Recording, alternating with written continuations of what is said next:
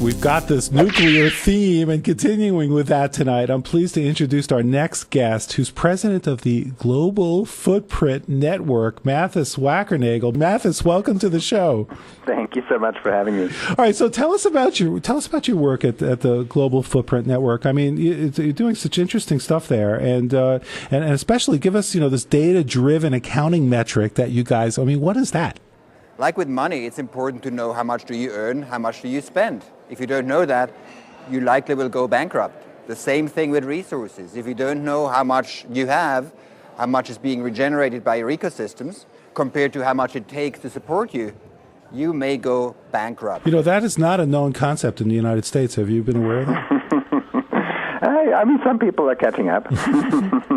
Yeah, some people are going bankrupt. The government's going bankrupt. All right, so you're saying resources need to be. So what are you guys doing? Are you counting all the resources on the planet?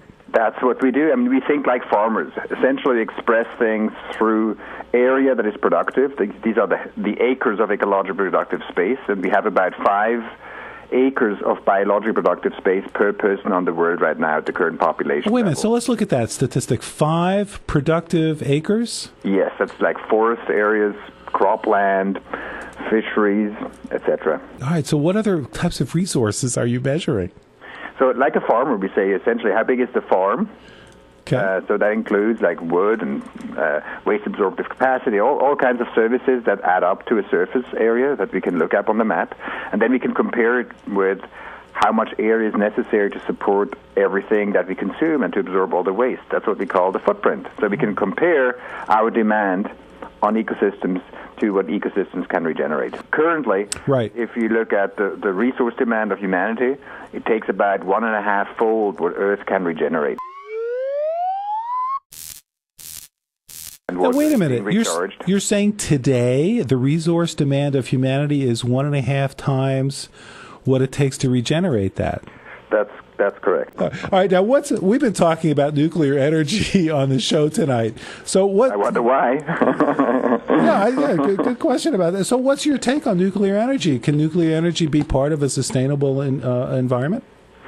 I mean, we are really in a big bind, and I think that's really the big point, that we are not ready for that bind. On the one hand, we have climate change as a big pressure, and if you take all the world's leaders seriously that said we should maintain climate change within 2 degrees Celsius. But if you have read the newspapers recently, actually, we are already above 391 just for CO2. And if you add other CO2, other greenhouse gases, non-CO2 greenhouse gases. You mean like cow farts and stuff like that? Methane and others. Right. Okay. Methane. Excuse me, the technical term. Thank you. Yeah. Okay. Yeah. We should probably stop using fossil fuel pretty quickly. So that leaves us with very few other options. Nuclear is one. Now, is nuclear a very good option? Now, as we've seen now with Japan. After the Fukushima nuclear disaster. It was a profoundly man-made disaster. So we have to look at nuclear with careful eyes. One is costs, obviously. Then the second one is risk, as we see. Health risks, long-term risks of waste. Another one is military proliferation. Diplomats say that Iran is poised for a big nuclear expansion. I think one of the things we want to do in this program tonight is to look at nuclear and really examine the pros and the cons, and if where possible, compare it to other energy ways to produce energy. Look at those pros and cons and say, okay, let's weigh those and think, carefully about it and really research a lot and try to measure that. And that's what I love about what you're doing. You guys are measuring stuff. That's what we do. Yeah, we just measure and then you can take your conclusion yourself.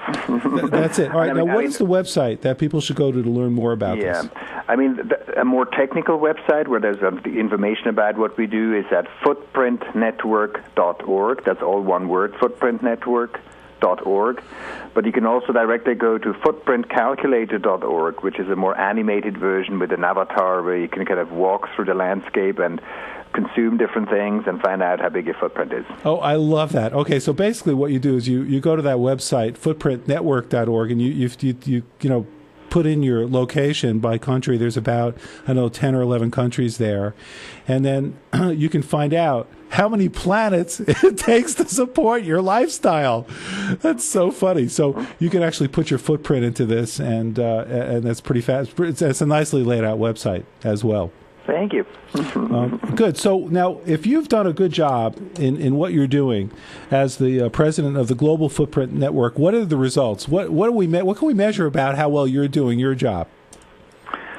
I mean, we set ourselves quite ambitious goals. We want to have a number of nations take on this kind of accounting parallel to GDP. Now, GDP do you have not that GDP is catching?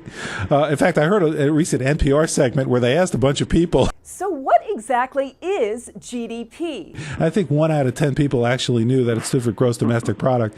But, I listened to the segment, so I can say it quite glibly myself. Fortunately, they didn't interview me on that. But, do you have a good, like an acronym or kind of a catchy phrase for your measurement system? Well, I mean, we call our measurement ecological footprint.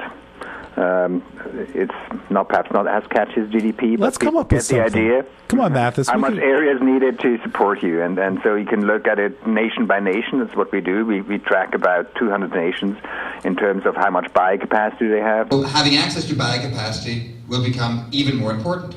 They use more than what they have within their boundaries, or to what extent they still have a credit. So who's doing well? I mean, countries that still have a lot of capacity are they're all across the world. Latin America, probably, or South America particularly, is the continent with most ecological creditors. The only ecological creditors. I love that. Now, I have a personal question for you, if I may. Yeah. So Richard told me, our guest coordinator, that you biked home from work today. So do you own a car? Have you calculated your personal footprint? Yeah, I bicycle to work. We cook vegetarian meals. And I fly a lot. You fly a lot, yes. So what are the ways that these countries, including our own, what are the tools? And do you guys, consult with the governments of these countries? What do you recommend? You can either, as a country, overcome your deficit by importing, by emitting CO2 in other countries, or by depleting your own ecological assets. So you probably spend a lot of time going through the 4 stages of change and helping countries work. And, what do you do with the American population? A bunch of spoiled... I don't even have an iPhone. Americans, basically, who don't want to pay more taxes. Taxpayers are intoxicated. Want more government services without really admitting to wanting that, right? But what are we getting for that money is the issue. Essentially, we're not making it a moral story. It's a pragmatic story. And that's why, for example, the United Arab Emirates, who work quite closely with us, they have really quite a good understanding of what wealth means. They're among the few countries, among the larger oil exporting countries. It's just the United Arab Emirates and Norway that recognizes oil as an asset rather than as income. So, and what do? You want to look at return on assets, right? Isn't that part of the DuPont formula they use in financial analysis? They still use that stuff? Yeah, and so that's why I think the United Arab Emirates, they're not as afraid of the future because they still have a large asset base and they know the future will be a non-carbon future and they're preparing for it now. So they recognize thinking ahead. Because if you look at global demand, it will grow by 2030 by about 50%. So in the United States, people are calling for lots more drilling. We should increase safe and responsible oil production here at home. Why would we need to find more oil and gas and coal if we already found too much? So why are we subsidizing finding more oil if in the end we have to pay those who have found the oil not to pump it out? It's totally absurd. All right, so in closing, this has really been a fascinating conversation, Mathis. I want to mention your websites again. We've got... the footprintnetwork.org. So if our fans at Unconventional Wisdom Radio you want to look at your own footprint, there's a calculator at footprintnetwork.org. And if you want to get into some of the more details of this, where should they go?